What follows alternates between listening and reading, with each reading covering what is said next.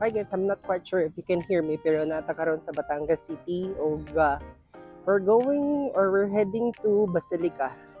So mag-aalay tayo ng pray. And then mag-iikot-ikot tayo dito sa downtown area ng Batangas City. So dito nakalagay Basilica Minor ng Immaculada Concepcion.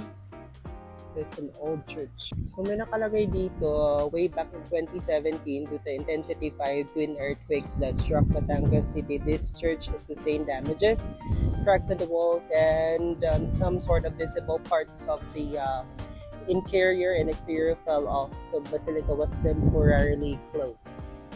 Pero it was been open again on after a few years siguro, or hindi naman siya naka-state. So ito yung parang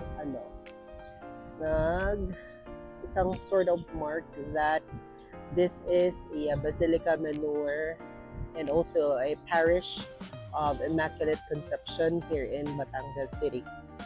So mag-alay po tayo ng prayer dito. So tapos na po tayo ng pag-alay ng prayer.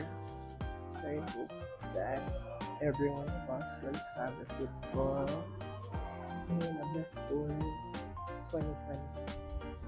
And of course, sa mga succeeding years. So ito po yung look niya, kung 0.5 natin siyang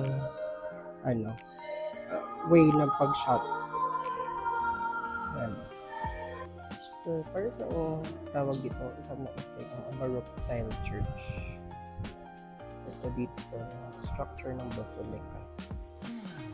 So ito po yung facade ng Basilica. So, meron po sila, parang so cute naman itong jeepney. So, it's a Baroque style, structure ng Basilica. One of the, pinakamagandang nakita kong at na-visit kong Basilica dito sa ating bansa. Of course, pinakamalaki naman yung sa Taal. And nakapunta naman tayo doon, pero I was not able to do some like a mini vlog.